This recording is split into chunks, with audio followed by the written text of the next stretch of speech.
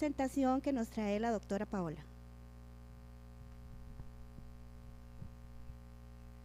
Hola, buenas tardes. Como bien nos decía Lucy, hoy vamos a tener una participación y vamos a querer explicar un poquito desde diferentes enfoques la parte del alcoholismo. Entonces vamos a tener un tema introductorio pequeñito en el que la idea es que podamos entender algunas bases. Puede que se convierta un poquito complejo porque lo que queremos hacer es explicar desde la fisiopatología cómo es que funciona el alcoholismo en el cuerpo, como una parte introductoria, como mencionaba antes.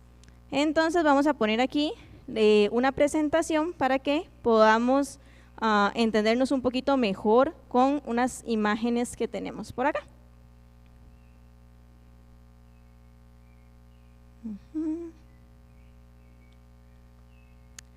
Ok. ¿Qué pensamos nosotros cuando nos hablan de alcoholismo? Muchas veces pensamos que no es una enfermedad como tal, sino que es simplemente un hábito, ¿verdad? Como que las personas puedan consumir alguna sustancia X, cuando en realidad sí se está dando una afectación a nivel de enfermedad como tal, o enfermedad franca. Desde la Biblia hay dos versículos que quiero compartir con ustedes. Se encuentra el primero en Proverbios 21, dice: el vino es escarnecedor, la sidra alborotadora, y cualquiera que por ellos yerra no es sabio. Ese es un versículo que nos habla claramente de que el consumo del alcohol no está permitido, ¿verdad? Que no está bien a los ojos de Dios. El segundo versículo, igual en Proverbios, pero 23, versículos 31 y 32, dice: no mires al vino cuando rojea, cuando resplandece su color en la copa. Se entra suavemente, mas al fin como serpiente morderá y como áspid dará dolor. La parte científica ha estado fundamentando esta idea que ya desde el principio Dios nos había dado. Dios, como nuestro creador, es quien conoce nuestro cuerpo y quien sabe qué cosas son ventajosas y qué cosas no. Nuestro objetivo en esta charla o en esta participación no es poner la ciencia por encima de la Biblia. Ya sabemos qué es lo que dice la Biblia y no hay discusión con respecto a esto, pero vamos a enfocarnos un poco en la parte científica para ver desde la perspectiva médico-científica cómo nos apoya esto. Y antes de iniciar vamos a orar. Señor, te damos gracias porque tu palabra es clara, porque es una lámpara a nuestros pies, porque nos guía y nos indica qué es lo que debemos hacer. Gracias porque sabemos que el alcohol no está bien en nuestro cuerpo y gracias también porque desde la ciencia podemos evidenciarlo. Ayúdanos para que podamos tener una mente clara y que podamos entender esta primera parte. En Jesús, amén. Ok, el alcoholismo, según la definición que se maneja desde la OMS, desde hace bastantes años, desde 1990, nos dice que es una enfermedad crónica y primaria, cuya evaluación y manifestaciones intervienen factores genéticos, psicosociales y ambientales. La enfermedad es progresiva y también es fatal. Se caracteriza por rasgos que pueden ser continuos o periódicos: deterioro del control sobre la bebida, obsesión por el alcohol, consumo de alcohol, y que pese a sus consecuencias negativas, adversas y de perturbación del pensamiento, y que además nos da un efecto de negación de la enfermedad. Entonces, el alcoholismo, según la ciencia, es una enfermedad y como tal debe tratarse. Hay dos conceptos importantísimos en la dependencia o el consumo de cualquier tipo de drogas e inclusive el alcohol, ¿verdad? Y son la tolerancia y la dependencia. La tolerancia es el efecto que se genera cuando nosotros consumimos una misma cantidad de alcohol, pero que ya no tenemos el mismo efecto que inicialmente se dio. Entonces, esto se da en cualquier otro tipo de sustancias también. No sé si les ha pasado, por ejemplo, con el café, que tienen que aumentar la frecuencia en la que se toma café o la cantidad con la que se toma café. Entonces, el café también es una sustancia psicoactiva, también es una sustancia que daña nuestro sistema nervioso central y que nos genera dependencia. ¿Qué otras cosas? Bueno, cualquier tipo de drogas, ¿verdad? Inclusive la marihuana, son drogas que generan esta sensación de tolerancia, es decir, que toca aumentar la dosis para generar el mismo efecto, y de dependencia, que es una obsesión, una sensación de necesidad de la sustancia para poder solventar mis necesidades. ¿Ok? Ahora, hay diferentes tipos de drogas. Acá en la presentación puse 3 tipos. los que son depresores del sistema nervioso central en el primer cuadro, los psicoestimulantes y los agentes disociativos. Hoy nos vamos a enfocar en la parte del alcoholismo. El alcoholismo es una droga depresora del sistema nervioso central, es decir, nos genera un estado de somnolencia, de que nos vuelve más pasivos, y esto lo vamos a explicar desde la parte fisiopatológica. Antes un poquito de estadística. Es más, vamos a cambiar la diapositiva para que no vean el porcentaje. ¿Cuánto creen ustedes, las personas que están por acá, cuánto creen ustedes que es el porcentaje de personas en Costa Rica que han probado, por ejemplo, el alcohol? Del 100%, somos como unos 5 millones de costarricenses. Un 95%. Bueno, esta encuesta es del IAFA, es del 2015, y dice que es un 63.3%. Todas las encuestas tienen sesgos, ¿verdad? Porque hay personas que quizás pueden malinterpretar, por ejemplo, la pregunta y pensar que hay una diferencia entre el alcoholismo que llaman social y el haber probado el alcohol como tal. Y sí, se cree que los porcentajes son mucho más altos, pero al menos en esta encuesta sí hemos podido ver que hasta un 63% de las personas en Costa Rica, es decir, bueno, esto fue en el 2015, 2.364.000 personas han probado el alcohol. Vamos a ver otras drogas como la marihuana, por ejemplo, que mencioné antes y que es muy común. Dice que un 17.7% de la población costarricense ha consumido marihuana. ¿No les parecen números alarmantes? Y recordando que hay un sesgo, ¿verdad? Que hay es un sesgo de selección por el tipo de personas que se toman en la muestra, y también hay un sesgo porque las personas, pues es información que no les gusta decir, como cuando hablamos de ingresos per cápita, ¿verdad? De cuánto es el salario de las personas, que hay ciertos tabús y las personas en general como que limitan un poco esta información. Así que son datos que al menos nos dan una pincelada de cómo están los porcentajes en Costa Rica. Esta otra que me interesaba muchísimo, porque estamos en sociedad de jóvenes y la idea es hablar de temas que puedan ayudar a los jóvenes, bueno, a todas las poblaciones, pero en general a ellos. Podemos ver acá en el segundo gráfico. En el segundo gráfico hay personas de 20 a 29 años, igual, alcohol, tabaco y marihuana. El 70.1% de las personas entre ese rango de edad, en esa década de 20 a 30 años, dijeron que habían consumido alcohol. Imagínense el porcentaje tan alto de personas y consumo de alcohol en Costa Rica.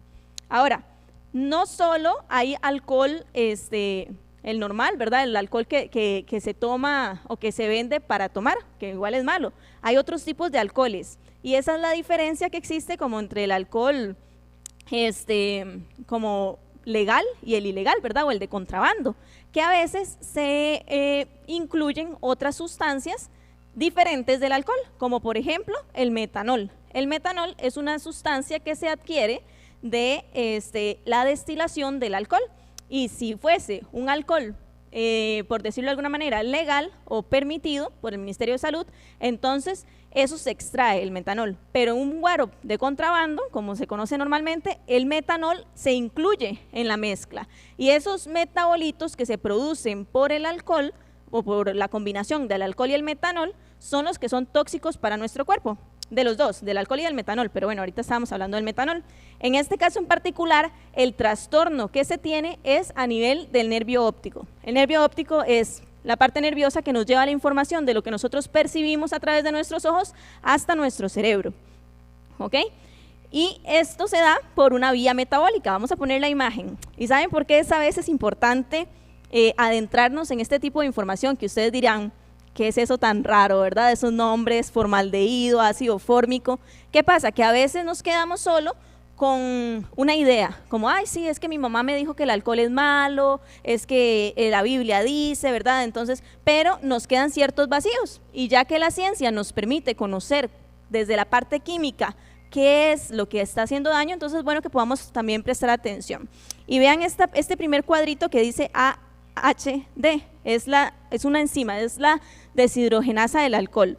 o el alcohol deshidrogenasa, como se conoce, y lo que hace es que se convierta el alcohol en formaldehído, en la pancita cuando uno se lo toma.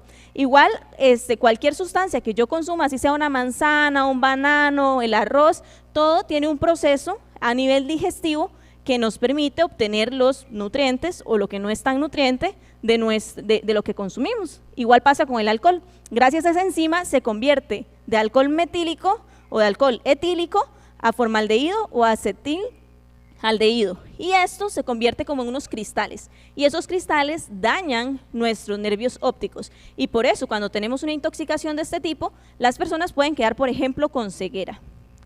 Este otro es un alcohol que se utiliza en los líquidos para radiadores, para anticongelantes, porque es un líquido que tiene un punto de congelación muy bajo. Pero las personas, cuando crean una dependencia tan alta, que antes mencionamos la diferencia entre tolerancia y dependencia, ¿verdad? Tolerancia era que tenía que ir aumentando la dosis de alcohol o de cualquier sustancia para obtener el mismo efecto, y la dependencia era que siento como una sensación incontrolable del consumo del alcohol. Las personas alcohólicas llegan a tal punto de consumir estos compuestos que son súper tóxicos. El alcohol igual es tóxico, por eso son aún más tóxicos, por la necesidad, por esta dependencia que se ha creado. Y tenemos este otro que es el dietilenglicol, que también se utiliza para disolver algunos medicamentos, que eso no está bien, ¿verdad? Lo que pasa es que es más barato. Entonces, algunos medicamentos que se venden más baratos o que no tienen el registro sanitario utilizan dietilenglicol en lugar del verdadero disolvente. Y por eso es que también es muy importante que nosotros nos cuidemos con las cosas que compramos, ¿verdad? Que sí tengan los registros necesarios. No sé si ustedes recuerdan que hace poco en las noticias salieron algunas personas que estaban intoxicadas por un guaro de contrabando, por alcohol de contrabando. Muchas personas en Costa Rica fallecieron, no me acuerdo si fueron 30, 40 personas en una sola semana, en una sola región, por el consumo de estas sustancias adulteradas. Esto por la combinación de los alcoholes que estamos mencionando, pero el consumo del alcohol normal, del alcohol etílico, causa los mismos daños, solo que más a largo plazo, ¿ok? Entonces, igual el daño por glicoles causa estos cristales de oxalato de calcio que se van para los riñones y que se van, de hecho aquí puse una imagencita de cómo, que quiere representar esos puntitos blancos, cómo dañan la parte de adentro del riñón, que se llama médula, que es la que nos ayuda a filtrar las sustancias tóxicas de nuestro cuerpo.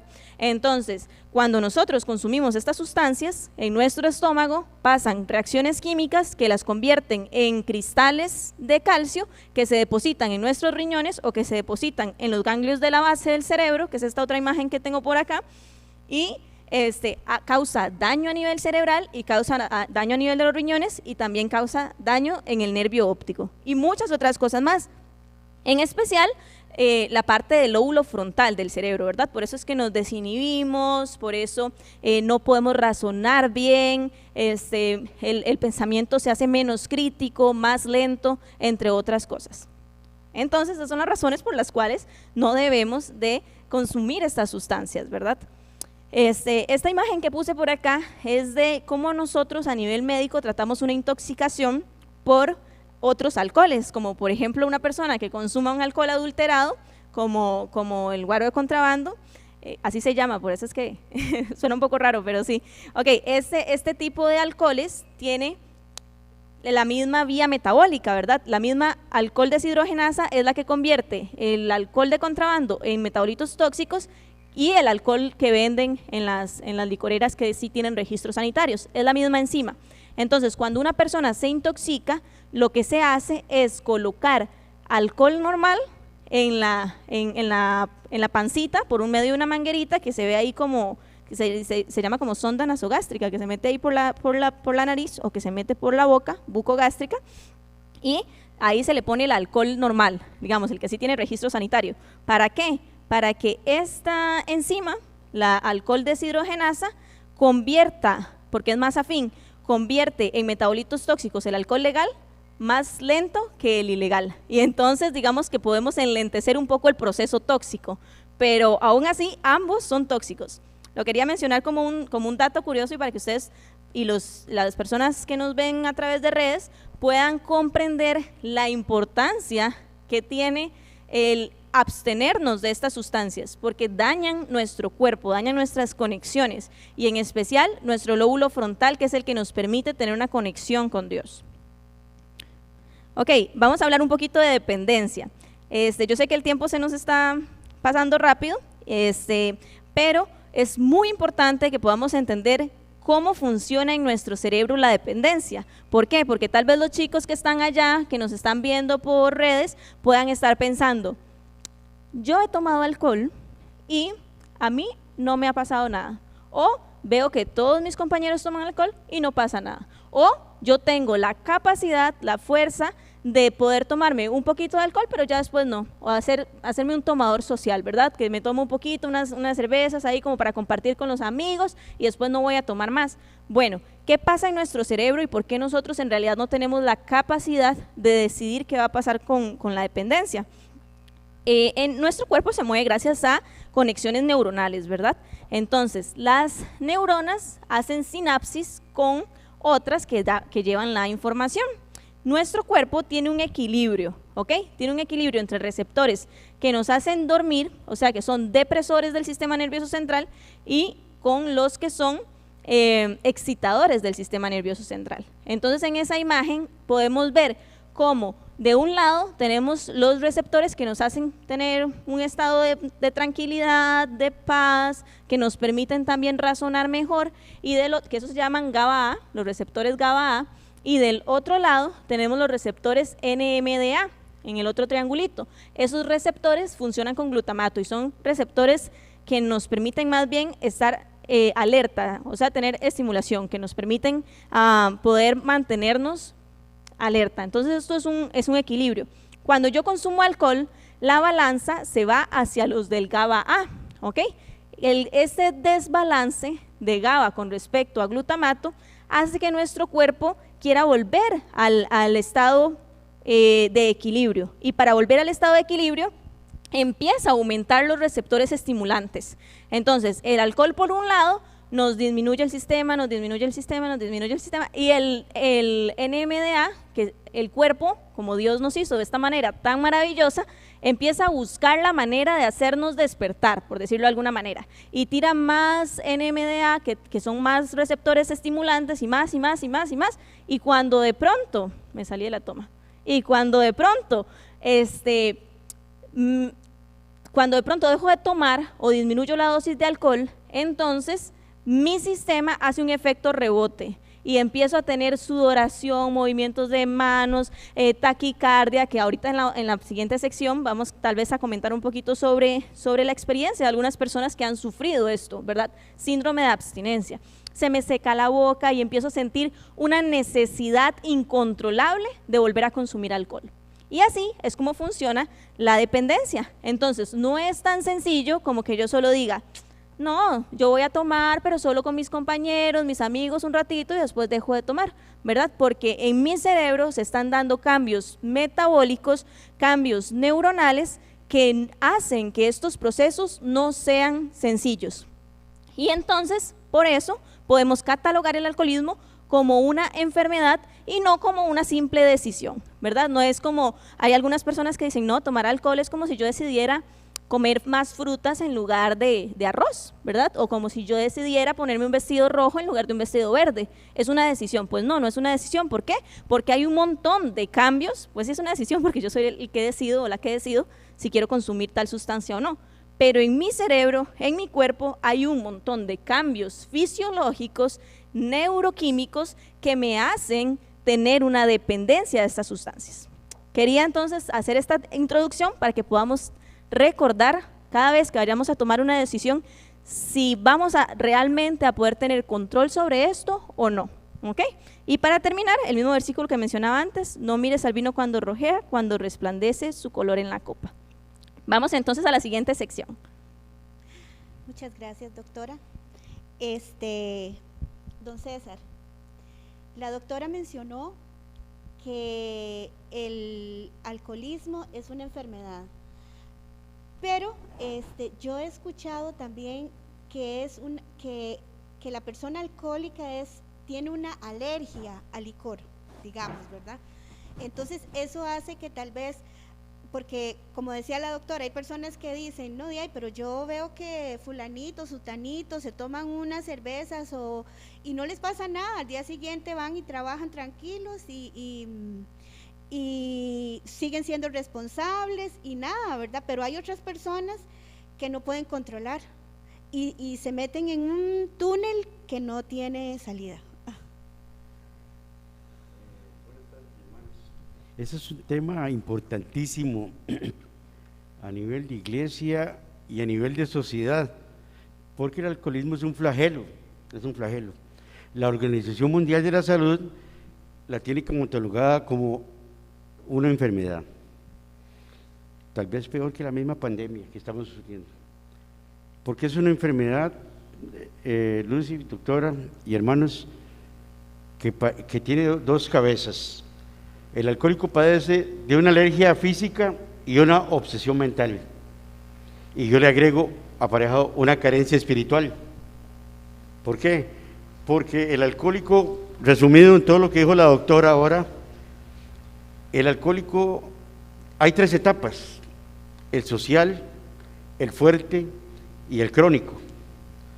Yo me acuerdo en mis años de juventud que yo nunca pensé llegar a ser alcohólico. Yo vacilaba con el alcohol, no me gustó la cerveza, después me gustó, y hay un punto neurálgico en el alcohólico que es el resentimiento a Dios, a los padres, a todo lo que él ve, porque él siempre va a buscar resentir. Pero el alcohólico no sabe. Yo como niño decía, me voy a tomar una cerveza nada más, decía la doctora ahora, pero yo no vi cuando traspasé esa barrera invisible de bebedor social, del control, a fuerte, y a bebedor fuerte, a bebedor crónico. Y es que esas barreras, como lo menciona don César, son barreras de las cuales nosotros no tenemos forma de darnos cuenta que están sucediendo. Y además, respondiendo también un poquito a la pregunta que hacía Lucy con respecto a por qué algunas personas crean más dependencia que otras. Bueno, se ha visto desde estudios científicos que la epigenética juega un papel importantísimo. Si yo soy una persona hija de tomador, que mi abuelita también y mi mamá y verdad, todas estas personas han consumido alcohol, entonces en mis genes hay ya locus, o sea, espacios en los que ya hay dependencia al alcohol. Ahora, la epigenética es una nueva rama de estudio que identifica cuáles son los switches o los interruptores que pueden encender o apagar una enfermedad. Entonces, yo podría ser, gracias a la herencia, gracias a la parte de mis padres, del ADN, tener una predisposición para generar más dependencia al alcohol. Ahora, si yo no consumo alcohol, ese gen no se va a activar, ese sería un switch negativo, yo podría apagar ese switch. Pero si yo consumo alcohol, entonces podría ser que ese gen de dependencia ya lo tenga activado y que me genere más adicción. Entonces, eso es una parte que podría explicar la diferencia entre por qué unas personas que generan más dependencia que otras. Sí, bueno, hay cosas en el alcohólico, se dice por ahí que el alcohólico es un enigma desconsolador, no sabe. Estamos viendo ahora que ya hay mucho joven, mucho niño, estamos hablando de 13, ingresando a los alcohólicos anónimos. Mujeres. Esos niños, perdón César, esos niños de 13 años ya tienen una adicción fuerte con el licor, o sea, ya necesitan tomar. Claro, lo que va a decir la doctora, lo que ven en la casa, esa parte que puede ser hereditaria de los padres también, y recordando que el alcohol es un trampolín para otras drogas, ¿verdad? Esa es otra pregunta que tenía aquí.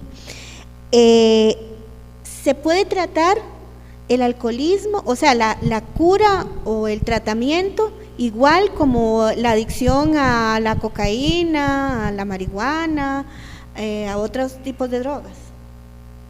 Sí, bueno, de hecho ahí en la presentación estaba mencionando un poco del tratamiento, ¿verdad? Que hasta incluye poder hacer cambios de alcoholes para poder desintoxicar el cuerpo de todos estos metabolitos. Entonces, es muy claro que sí hay una enfermedad como tal y que sí hay que tratarla. Y como mencionaba don César, es una enfermedad que, como todas las demás, involucra en la parte física, mental y espiritual. Entonces, el abordaje debe ser un abordaje integral, desde la propia decisión del paciente de dejar de tomar, hasta el apoyo que hay en la familia, más que la parte farmacológica, que sí, también se utiliza una parte farmacológica en búsqueda de disminuir estos síntomas de síndrome de abstinencia y que faciliten el apego a la decisión de dejar de tomar. Doña Lucy, para mencionar también con respecto a la pregunta anterior sobre los porcentajes, acá en la encuesta del IAFA, que es del 2015, es un poquito vieja, menciona que el 40% de las personas entre 12 y 19 años ya han consumido alcohol. Imagínense, el 40%, o sea, 4 de cada 10 jóvenes de entre 12 a 19 años ya han consumido alcohol. Se podría decir que niños. Y lo que estábamos conversando antes es que no hay una forma en la que nosotros podamos saber que tal persona va a consumir alcohol pero lo va a dejar, y otra persona va a consumir alcohol y se va a hacer alcohólico como tal, ¿verdad? Entonces lo mejor es evitarlo. Desde la parte espiritual, ¿verdad?, de nosotros utilizar la Biblia como nuestra lámpara, como nuestra guía, hasta la parte científica. Claro. César. Sí, no, yo quiero hacer mucho énfasis, porque estas 3 etapas del alcoholismo, el social, el fuerte y el crónico, es muy poca la diferencia. Ahora lo hablamos, que es progresivo. El joven, el niño, entra en una etapa que dice, quiero probar, ¿qué es eso? Pero no sabe a dónde lo puede llevar esa droga. Empezamos como bebedores sociales y traspasamos a bebedor fuerte. ¿Qué es un bebedor social? Aquel que va a una fiesta, se toma un trago, una cerveza, vacila, puede dominarlo en ese momento. Pasa a bebedor fuerte, es aquel que ya le gusta los sábados, domingos, toma y es responsable, paga las cuentas, paga la luz, el agua, y va el lunes a trabajar. Y tal vez se pegó una borrachera de una semana, de un fin de semana, perdón. Pero está aquel crónico que ya no puede controlarse, ya depende del alcohol propiamente. ¿Y cómo se llegó a ser bebedor crónico? Siendo bebedor social. Poco a poco, porque es evolutivo, va en una evolución, un crecimiento que lo decía ahora la doctora Paula, no nos damos cuenta. Se empieza por el primer trago. El alcoholismo empieza por el primer trago. Entonces, digamos, este programa que es dedicado, o se espera que más jóvenes que adultos lo vean, ¿verdad? El mensaje que hoy queremos dar es, muchachos, estén alertas. El alcohol no es un juego. Yo quería hacer una pregunta también, bueno, un comentario para que me lo amplíen. Muchas veces, personas que son muy tímidas, que tal vez no se atreven a hablar, que son así como, se toman un trago y cambian su personalidad totalmente. Entonces, eso las hace sentir seguras, entonces ahí empiezan a sentir como que el licor me da, no sé, me siento, me da ánimo, ¿verdad? Bueno, yo pienso que tal vez no solo el licor, cualquier otra droga también, ¿verdad? Las pastillas para los nervios o algo así, ¿verdad? Empieza uno a buscar ese tipo de cosas para sentirse mejor, y al final lo llevan al fracaso total de la vida. Sí, mucho alcohólico es tímido, mucho alcohólico es callado, pero ya cuando toman los primeros tragos se hacen extrovertidos, les quita el miedo, se vuelven galanes, poderosos y todo eso. Entonces desinhibe. El alcohol crea en la persona una fantasía, una irrealidad, entonces lo hace vivir situaciones que no es consciente de lo que está haciendo. Sí, eso que dice don César es importantísimo. En estos últimos 5 minutos que nos quedan, quería enfatizar en 2 ideas. La primera es con respecto a lo que don César menciona, de las fases que hay en el alcoholismo. Bueno, realmente nosotros como adventistas, como personas que queremos dar nuestro cuerpo, ofrecer nuestro cuerpo como templo del Espíritu Santo y abstenernos por completo de las cosas malas, no tenemos que pensar como, no, pero es que yo soy un bebedor social, yo soy ¿cuál es la primera etapa? La de... Sí, esa es la primera. Ok, un bebedor social. Entonces, no importa, yo me mantengo aquí sin el abuso. ¿Qué pasa? Que si nosotros queremos ofrecer nuestro cuerpo como templo del Espíritu Santo, tenemos que evitar por completo las sustancias malas. Entonces, no hay por qué probar ni una cervecita de vez en cuando. Este mito de una vez al año no hace daño es totalmente falso cuando nosotros tenemos en nuestra mente y en nuestro corazón la decisión y la iniciativa de ofrecer nuestro cuerpo como templo del Espíritu Santo. Claro, César, bueno, sí, no, para decir un mensaje a los jóvenes, ¿para qué tocar fondo? ¿Para qué llegar a ese fondo alcohólico si se puede librar de eso? No, mejor no jugar con lo que no sabe qué puede suceder. En mi caso, yo tuve que ver hacia el cielo y pedirle, Señor, ayúdame, no puedo. Me estoy hundiendo, me estoy despedazando a mí, a mi familia, que es lo que más despedazamos la familia, los hijos. Es ilógico. Como lo decía la doctora, como cristianos no tenemos que meterle nada al cuerpo, que es templo del Espíritu Santo, y si alguno ha jugado con eso, creo que debería ser el momento de frenar. Bueno, Dios ha sido muy lindo contigo, ¿verdad, César? Dios ha sido misericordioso y te está permitiendo disfrutar de una vida sin licor, libre, o sea, eres libre, no eres esclavo ahora de un vicio, ¿verdad?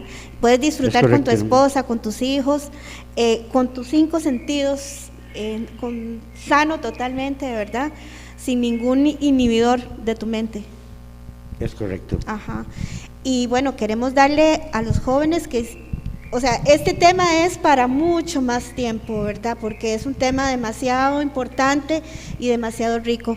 Pero el mensaje que hoy queremos dar a los jóvenes es que antes de tomarse ese primer trago, piensen que pueden estar jugando como cuando juegan el juego de la ruleta rusa, ¿verdad? Con el revólver y que solo hay una bala.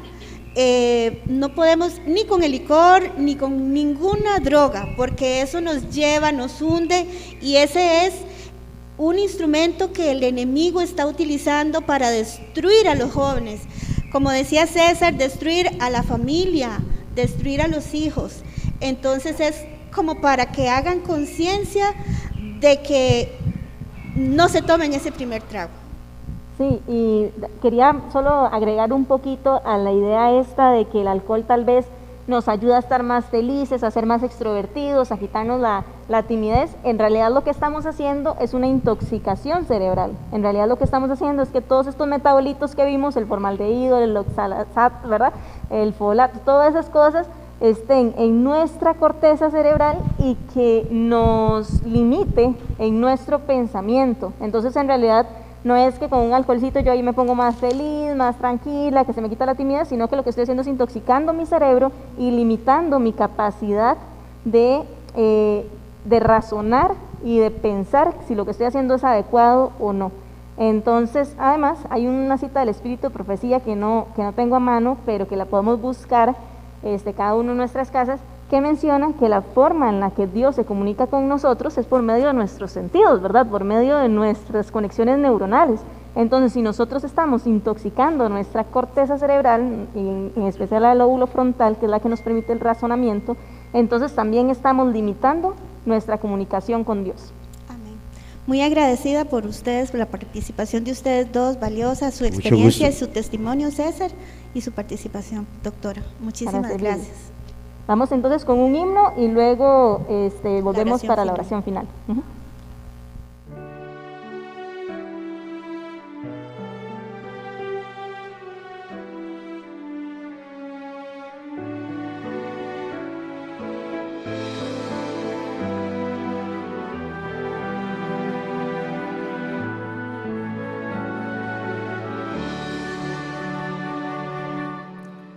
Ya el fin se acerca de tu día santo, benigno acepta la oración, Señor, que te ofrecemos en humilde canto, cual sacrificio de agradable olor.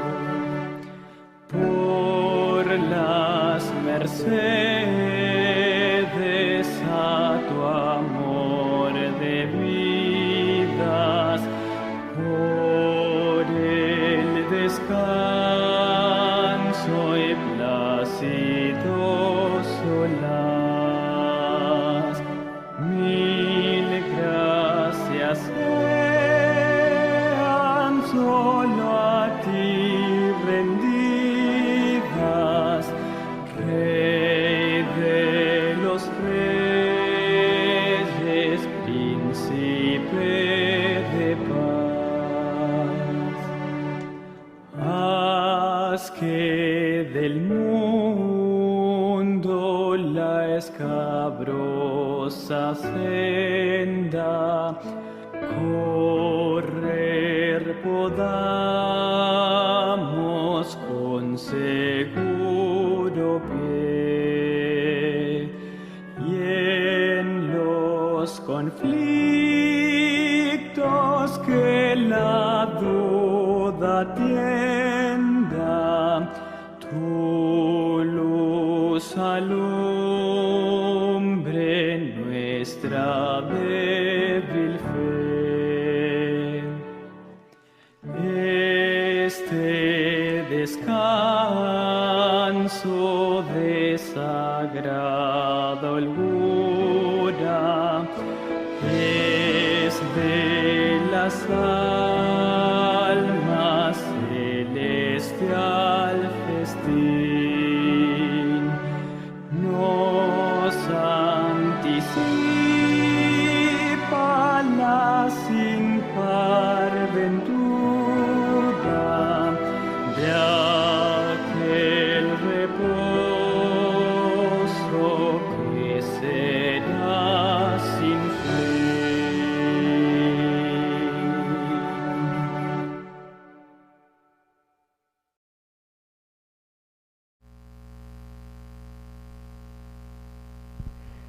Bueno, vamos a orar para agradecerle a Dios por este día santo que nos ha regalado, por este hermoso programa que ha dirigido, y para que Dios entre en cada uno de sus hogares y sus corazones y esté siempre con nosotros. Oremos. Amante Padre Celestial, que moras en las alturas de los cielos, gracias te damos en esta tarde infinita, que ya las horas de tu santo día se están terminando, Señor. Pedimos tu bendición para cada una de las familias que se encuentran acá en el templo y los que están en los diferentes medios de transmisión. Pedimos que ahora que esto que hablamos sobre el alcoholismo, Señor, este flagelo a nivel mundial, tú tomes el control, Señor, de este flagelo. Dale paz a aquellas familias que tienen problema con el alcohol, esos hijos, esas madres, esas esposas, esos esposos, Señor. Sé con ellos. Ahora te pedimos que tu tanta misericordia y tu bondad sea con cada uno de nosotros, llenos de tu amor, Padre Celestial, porque hemos preguntado muchas veces de dónde vendrá nuestro socorro. Pues nuestro socorro viene de lo alto, de Jehová, el Rey de los ejércitos, Señor. Bendito eres, mi Padre Celestial, que tu misericordia, tu bondad y tu piedad siempre nos alcanza. Ahora que está terminando este día santo, Señor, pedimos que esta semana sea de bendición, para que tú tomes el control de nuestras vidas, tomes el control de nuestros hogares, tomes el control, Señor, de nuestros trabajos, de nuestro andar. Te pedimos por aquellas personas que están enfermas dentro de la iglesia y fuera de ella, Señor, que tú seas con cada uno de ellos. Oye nuestro clamor, Señor, nuestro temor, y sé con cada uno de nosotros. Danos de tu Santo Espíritu, Padre Celestial, y ayúdanos cada día a crecer en ti, mi Señor Jesús. Ayúdanos cada día, Señor, que tu Espíritu Santo nos inste a verte, Señor, a escuchar tu voz, para estar contigo siempre, para esperar esa segunda venida, mi Padre Celestial. Todo esto te lo pedimos y te lo rogamos en el nombre de Cristo Jesús. Amén.